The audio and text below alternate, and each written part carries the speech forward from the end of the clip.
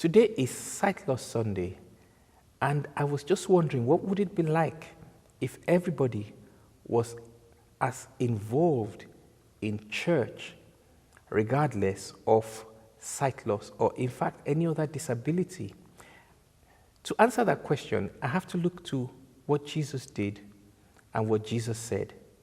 And as I do that, I'm hoping that all of you, especially in church, would remember and act like Jesus would. So 2 passages in the Gospel of John came to mind. The first was when Jesus approached a paralyzed man in a pool. Now, there were many people who were in that pool and had not received their healing, but he walked up to this individual and he said, "Why are you not healed?"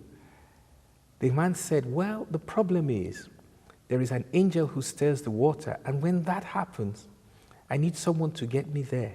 And if no one gets me there, another person gets healed." So what did Jesus do? Jesus healed him.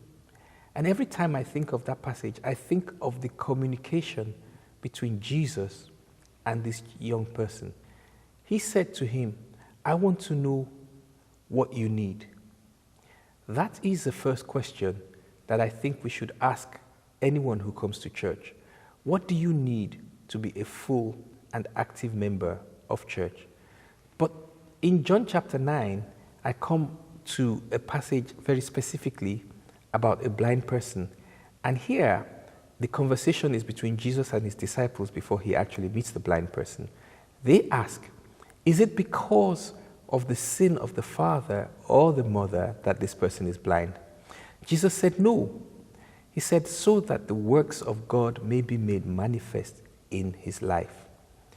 And every time I think of myself, I ask myself the question, God's works, are they manifest in my life?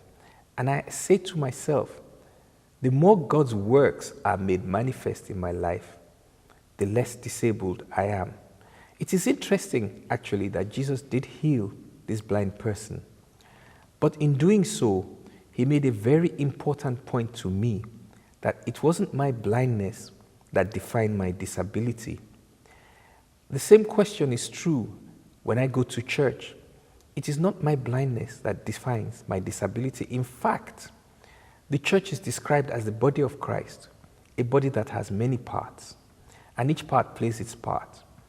Each part of the body is active. If it is not active, if it's not doing its individual thing with its individual abilities, then the body is actually disabled.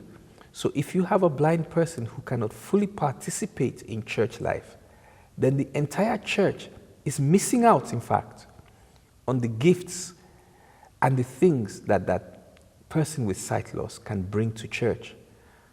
So I'd encourage everyone to look at people with sight loss as people who can make a wonderful contribution to the life of the church, to ask the question, what can I do to make that happen? And to remove from themselves the presumption that this person is blind because of something that may be in their past. The more important thing isn't what was in the past, but the future that God has planned for us.